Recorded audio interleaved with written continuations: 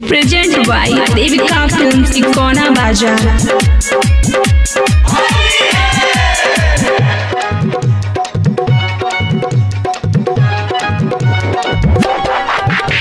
के भांगिया धतूर बड़ी करे मजबूर के भांगिया धतूर बड़ी करे मजबूर के भांगिया धतूर बड़ी करे मजबूर के भांगिया धतूर बड़ी करे मजबूर के भांगिया धतूर बड़ी करे मजबूर के चोलिया में रंगवा लगाता बकलो होला देवा कोई बकलो होला देवरवा आके फागुन में लहंगा उठा बताई बकलो होला देवरवा आके फागुन में लहंगा उठा बता के भांगिया धतूर बड़ी करे मजबूर हो के भांगिया धतूर बड़ी करे मजबूर के भांगिया धतूर बड़ी करे मजबूर आया के चोलिए में रंगवा लगाता बकलो होला देवरवा बकलो होला देवरवा बकलो होला देवरवा मोटा पिचकारी ढोरी में दबा बताई बकलो होला देवरवा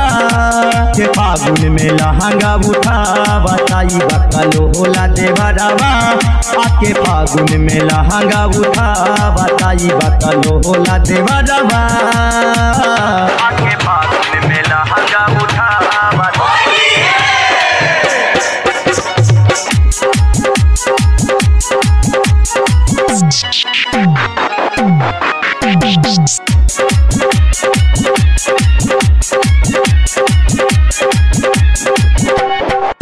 मन करी ले बात नहीं मानता हो नहीं दिल के दर्दिया बुझानता हो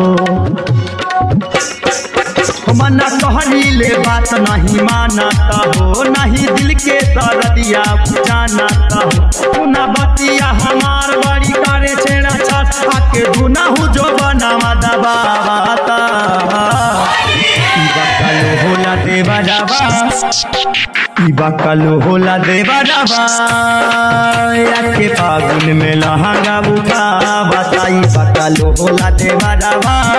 आके फागुन में लहंगा उठा बताई बकलो होला देवरवा आके फागुन में लहंगा उठा बता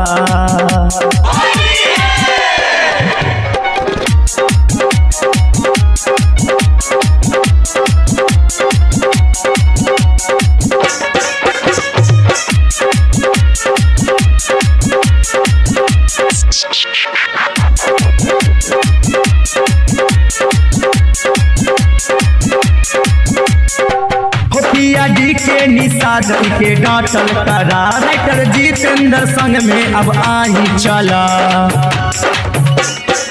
हो पिया डी के निषाद के डांटल करा यादव जितेंद्र संग में अब आही चला।